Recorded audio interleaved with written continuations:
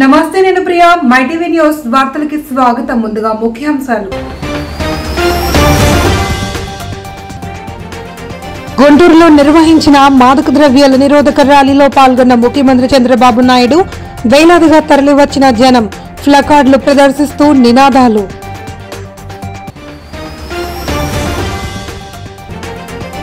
రాజమండ్రిలో అఖండ గోదావరి పర్యాటక ప్రాజెక్టు కేంద్రం 375 కోట్లతో రాష్ట్రంలో చేపట్టనున్న పర్యాటక ప్రాజెక్టుల ఫోటో గ్యాలరీని తిలకించిన కేంద్ర మంత్రి షెకావత్, ఉప ముఖ్యమంత్రి పవన్ కళ్యాణ్.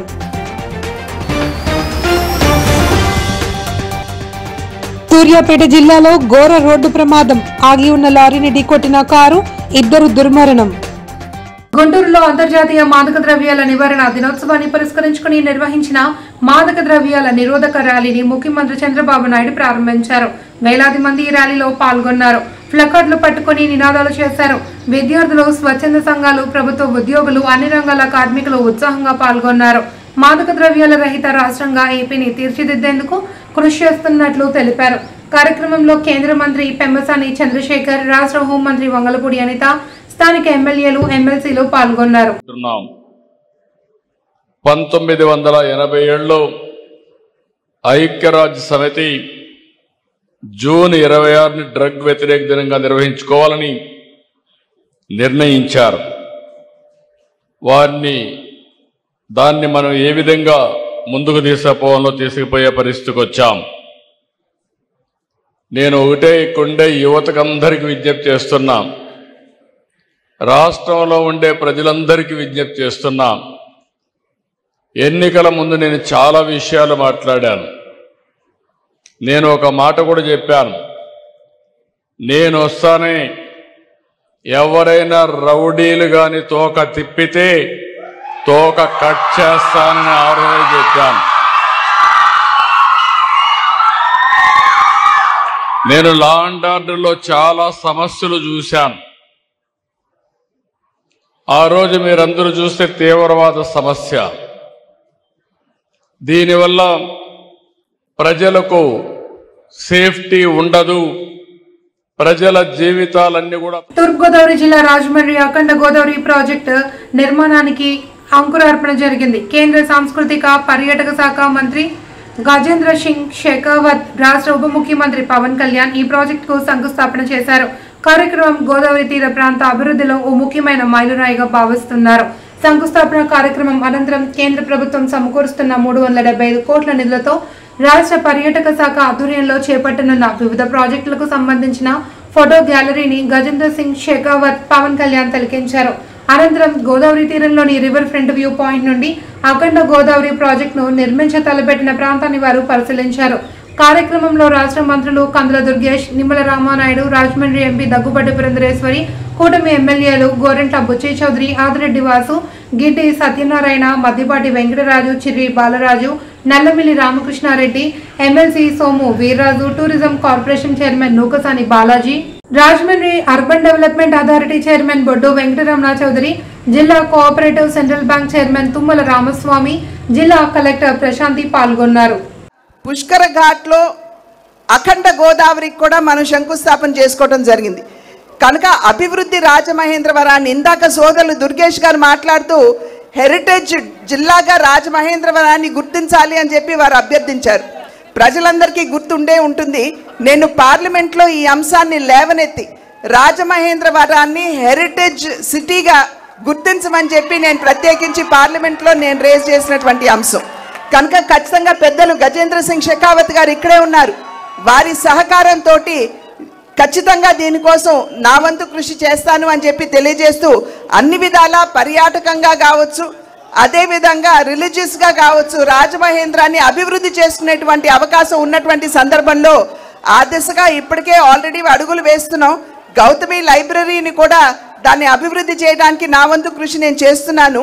కనుక ఖచ్చితంగా రాబోయే కాలంలో కూడా ఏదైతే ప్రజలు మా పట్ల విశ్వాసాన్ని కనబరిచారో దాన్ని నిలుపుకుంటూ రాజమహేంద్ర అభివృద్ధికి ఖచ్చితంగా నా వంతు సహకారాన్ని అందిస్తాను అని చెప్పి తెలియజేసుకుంటూ, పెద్దలు గజేంద్ర సింగ్ షెకావత్ గారికి, ఉప ముఖ్యమంత్రి సోదరులు పవన్ కళ్యాణ్ గారికి, ఇక్కడికి వచ్చినటువంటి ఎమ్మెల్యేలందరికీ పేరు పేరున నా ధన్యవాదాలు తెలియజేసుకుంటూ సెలవు తీసుకున్నాను. జై హింద్. విదేశాల్లో కేవలం అక్కడ కూర్చోబెట్టి రెస్టారెంట్స్ లేదంటే ఇవి పెడతారు. మన నది మన జీవనంలో భాగం. మన నది మన సంస్కృతిలో భాగం మనకి. అలాంటి భాషా సంస్కృతులు పరివిడిల్లే తిరువాక ప్రాంతాలు మనది. అందుకని వీటిని ముఖ్యంగా మనం కూర్చొని పుష్కర్ ఘాట్లు డెవలప్ చేయడంతో పాటు ముఖ్యంగా మన కళలు వీటి మొత్తం చూస్తే దాదాపు అక్కడ మనకున్న షాప్స్ పెట్టడం కానీ మన సంస్కృతికి సంబంధించిన షాప్స్ కానీ ఇవన్నీ పెట్టడానికి చాలా బలమైన ప్రణాళిక చేశారు. ఇది మీకు Thailand will host ecotourism projects including a tent city, boating and recreational facilities developed via PPP mode. Simultaneously, Pushkar Ghat is being rebuilt and using pink sandstone to reflect both grandeur and serenity. The development of the Godavari Harati Ghat will elevate the spiritual experience, turning the location into a year-round pilgrimage and wellness destination. To showcase the globally renowned Kadiam nurseries, a 3-acre experience center is being set up in Kadiam, Lanka. It will feature floral exhibitions, live demos, gardening workshops, and restaurants offering authentic Godavari. Suryapet జిల్లాలో తెల్లవారుజామున ఘోర road ప్రమాదం జరిగింది. Kodad bypass లోని దుర్గాపురం వద్ద జాతీయ రహదారిపై వేగంగా వెళ్తున్న ఓ కారు అదుపు తప్పి ఆగి ఉన్న లారీని వెనుక నుండి బలంగా ఢీకొట్టింది. ఈ దుర్ఘటనలో 2 వ్యక్తులు అక్కడికక్కడే మృతి చెందగా మరో 2 తీవ్రంగా గాయపడ్డారు. వేగంగా దూసుకువచ్చిన కారు దుర్గాపురం వద్దకు రాగానే ముందు వెళ్తున్న లారీని వెనుక వైపు నుండి ఢీకొట్టింది. ప్రమాద తీవ్రతకు కారు ముందు భాగం నుజ్జునుజ్జైంది. సమాచారం అందుకున్న పోలీసులు వెంటనే ఘటనా స్థలానికి చేరుకుని సహాయక చర్యలు చేపట్టారు. కారులో ఇరుక్కుపోయిన క్షతగాత్రులను అతి కష్టం మీద బయటకు తీసి చికిత్స నిమిత్తం కోదాడ ప్రభుత్వ ఆసుపత్రికి తరలించారు. ప్రమాదంలో మరణించిన వారిని కోనసీమ జిల్లా ఆలమూరుకు చెందిన ఎస్ఐ అశోక్, కానిస్టేబుల్ స్వామిగా పోలీసులు గుర్తించారు.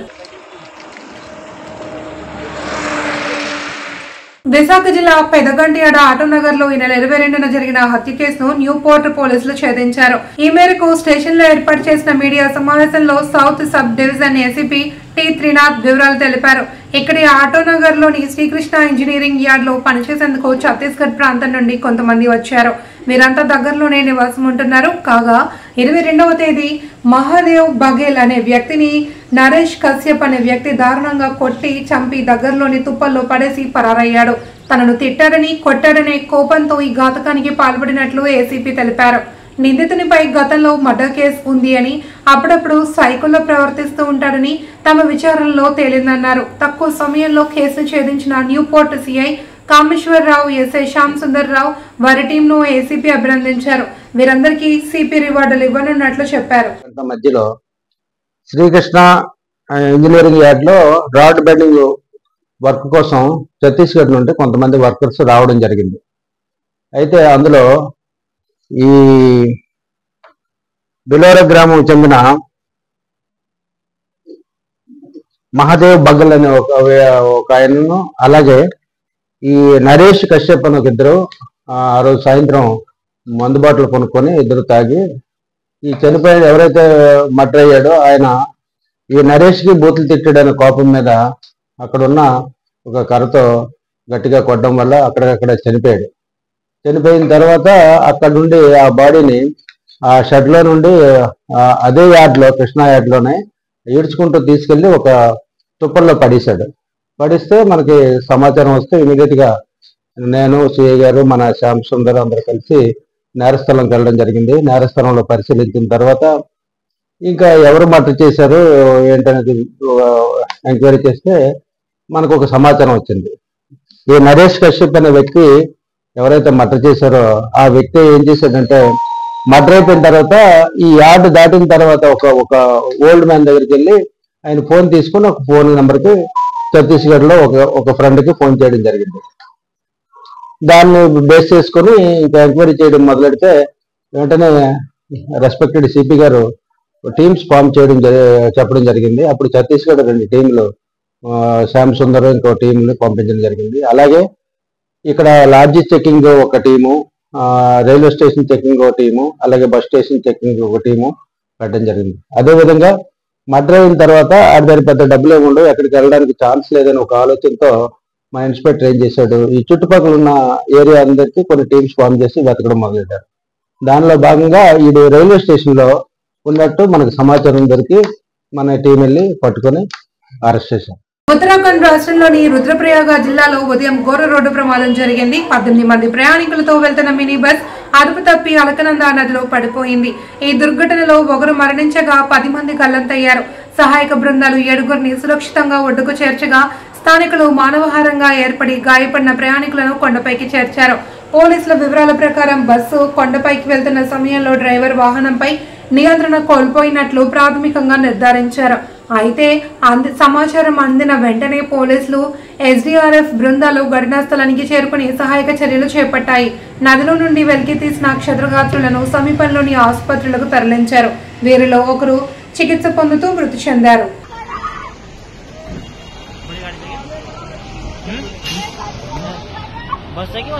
సోషల్ మీడియాలో లైక్లు షేర్ల కోసం యువత ఎంతకైనా తెగిస్తున్నారు. తాజాగా యువతి రీల్స్ మోజ్లో ఏకంగా రైలు పట్టాలపై కారు నడిపి తీవ్ర కలకలం రేపింది. ఈ సంఘటన రంగారెడ్డి జిల్లాలో చోటు చేసుకుంది. ఆమె నిర్వాకంతో గంటల తరబడి రైళ్ల రాకపోకలు నిలిచిపోయాయి. జిల్లాలోని నాగులపల్లి శంకర్పల్లి రైల్వే మార్గంలో యువతి తన కారును రైలు పట్టాలపై నడుపుతూ కనిపించింది. సోషల్ మీడియాలో పోస్ట్ చేసేందుకే రీల్స్ చిత్రీకరించేందుకే ఆమె ఈ ప్రమాదాలపైన పనికి పాల్పడినట్లు తెలిసింది. రైలు పట్టాలపై వేగంగా దూసుకువెళ్తున్న కారును గమనించిన రైల్వే సిబ్బంది వెంటనే అప్రమత్తమై ఆమెను ఆపేందుకు ప్రయత్నించారు. అయితే యువతి మాత్రం వారిని ఏమాత్రం లెక్క చేయకుండా కారును ముందుకు పోనిచ్చింది. కొంత దూరం వెళ్ళాక నాగులపల్లి వద్ద కొందరు స్థానికులు ఆమె కారును అడ్డుకోగలిగారు. దీంతో ఆగ్రహానికి గురైన యువతి తన వద్ద ఉన్న చాకును తీసి వారిని బెదిరించినట్లు సమాచారం. ఈ ఘటనతో అక్కడ ఉద్రిక్త వాతావరణం నెలకొంది. విషయం తెలుసుకున్న పోలీసులు హుటాహుటిన సంఘటనా స్థలానికి చేరుకున్నారు. యువతిని అదుపులోకి తీసుకుని పోలీస్ స్టేషన్ కు తరలించారు. ఆమె మద్యం మత్తులో ఉండి ఈ చర్యకు పాల్పడిందా అనే కోణంలో కూడా పోలీసులు దర్యాప్తు చేస్తున్నట్లు తెలుస్తోంది.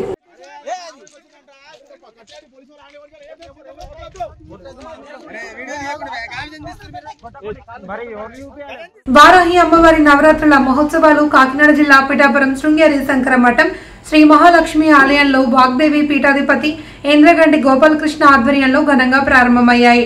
వారాహి అమ్మవారి నవరాత్రుల్లో భాగంగా అమ్మవారికి విశేష అర్చన, అభిషేకాలు అత్యంత వైభవంగా అర్చకులు నిర్వహించారు.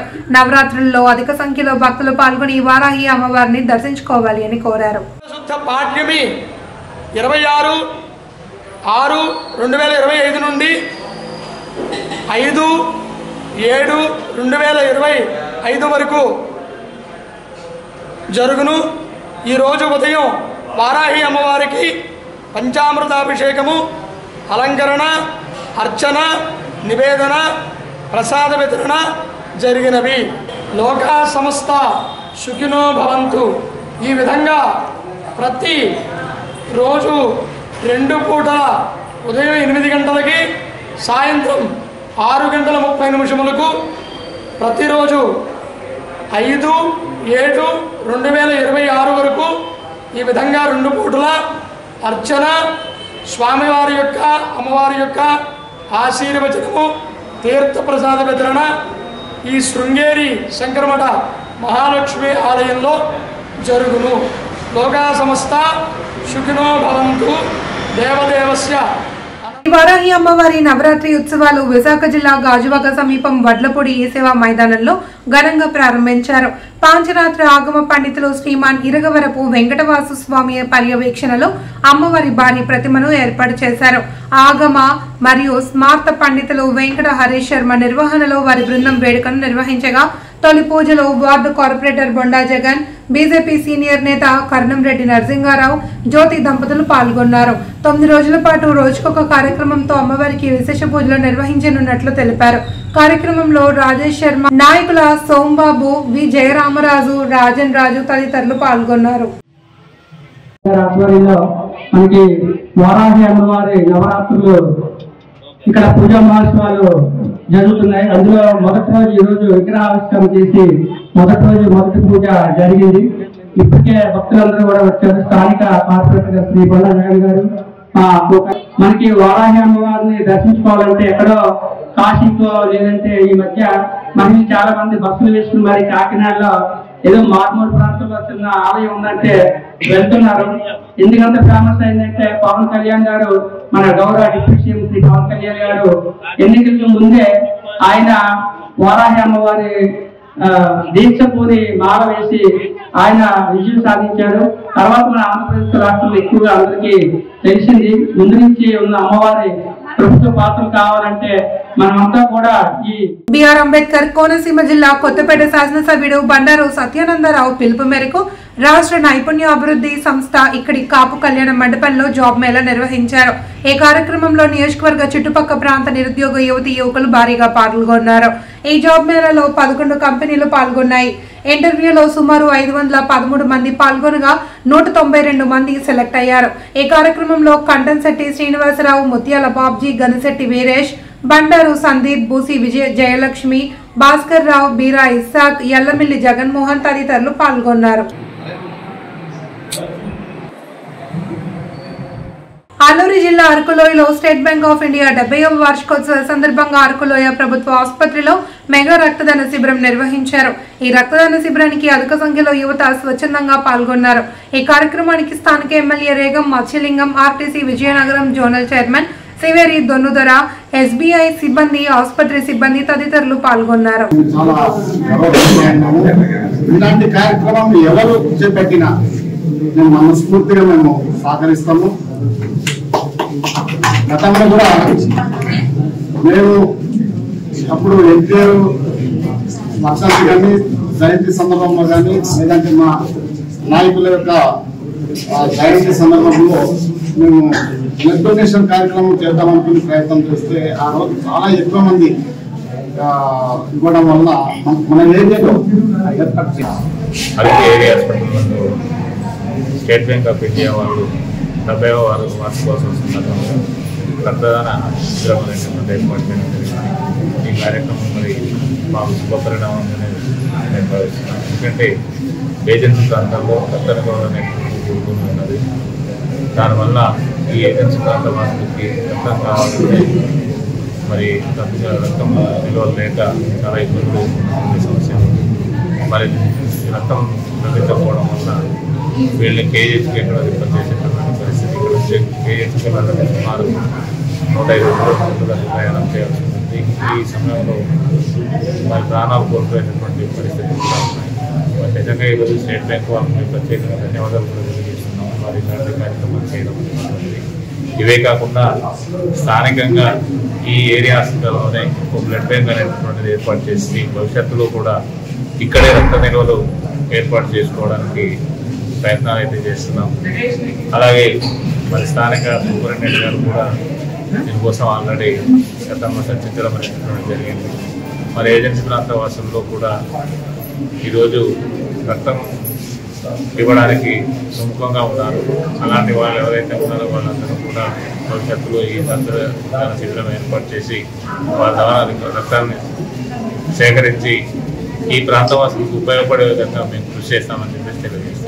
అతి ముఖ్యమైన ప్రాంతంలో బ్లైండ్ హోమ్ ఏర్పాటు చేయడం ద్వారా వారికి ఏ అవసరం ఉన్నా 10 నిమిషాలలో ఇక్కడికి వచ్చి సహాయం చేసేందుకు అవకాశం ఉంటుంది అని కాకినాడ జిల్లా కలెక్టర్ షణ్మోహన్ సగిలి అన్నారు. కాకినాడ కర్ణం జంక్షన్ సమీపంలో గల జిల్లా పరిషత్ సిఇఓ బంగ్లాలో ఆధునికీకరించిన భవనాన్ని బ్లైండ్ హోమ్ కు కేటాయించి ప్రారంభించారు. ఈ సందర్భంగా కలెక్టర్ షణ్మోహన్ సగిలి మాట్లాడుతూ ఇంత మంచి ప్లేస్ లో బ్లైండ్ హోమ్ కి ఈ భవనాన్ని కేటాయించిన జిల్లా పరిషత్ చైర్మన్ విపర్తి వేణుగోపాల్ కి జిల్లా పరిషత్ సిఇఓ వివిఎస్ లక్ష్మణ్ రావును అభినందించారు. ఈ బిల్డింగ్ ను ఆధునికీకరించడానికి ఆర్థిక సహాయం చేసిన మాజీ ఐఏఎస్ అధికారి చల్లా భీమేశ్వరరావు సతీమణి నిర్మలమ్మకు ధన్యవాదాలు తెలిపారు. ఎమ్మెల్సీ కర్రీ పద్మశ్రీ, జిల్లా రెవెన్యూ అధికారి J Venkatrao, Andhra Pradesh red cross సంస్థ secretary YT Ramarao, Zilla Parishad deputy CEO GS Ram Gopal, Coromandel fertilisers CSR senior manager P Vamsikrishna, వికలాంగుల సంక్షేమ శాఖ ఏడి ఏవై శ్రీనివాసులు తదితరులు పాల్గొన్నారు. కార్యక్రమానికి ధన్యవాదాలు చెప్పండి. ఈ రోజుల్లోనూ ఇలాంటి కార్యక్రమాలు రాదు. సినిమా స్టార్ వస్తే పెడతారు, క్రికెటర్స్ పెడతారు, కానీ ఇలాంటి కార్యక్రమం గురించి వచ్చారంటే మీరు సంస్థ హృదయులు, మీరు కూడా మంచివాడు కనుక మిమ్మల్ని కంగ్రాచులేట్ చేస్తున్నాండి.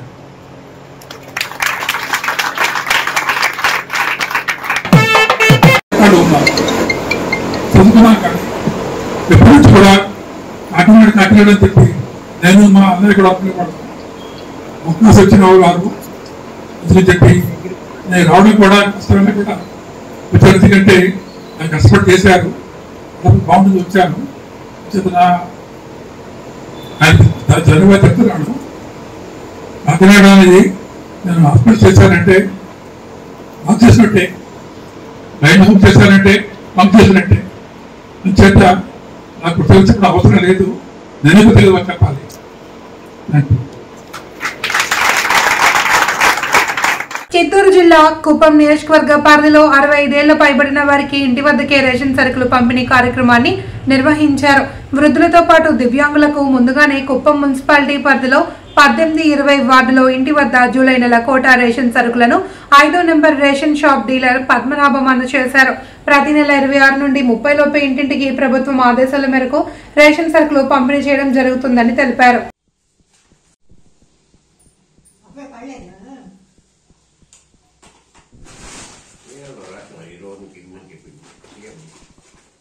ముఖ్యాంశాలు.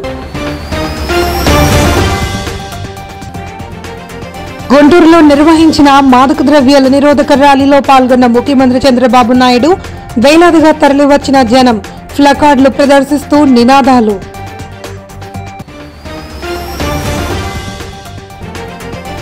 రాజమండ్రిలో అఖండ గోదావరి పర్యాటక ప్రాజెక్టు కేంద్రం 375 కోట్లతో రాష్ట్రంలో చేపట్టనున్న పర్యాటక ప్రాజెక్టుల ఫోటో గ్యాలరీని తిలకించిన కేంద్ర మంత్రి షెకావత్, ఉప ముఖ్యమంత్రి పవన్ కళ్యాణ్.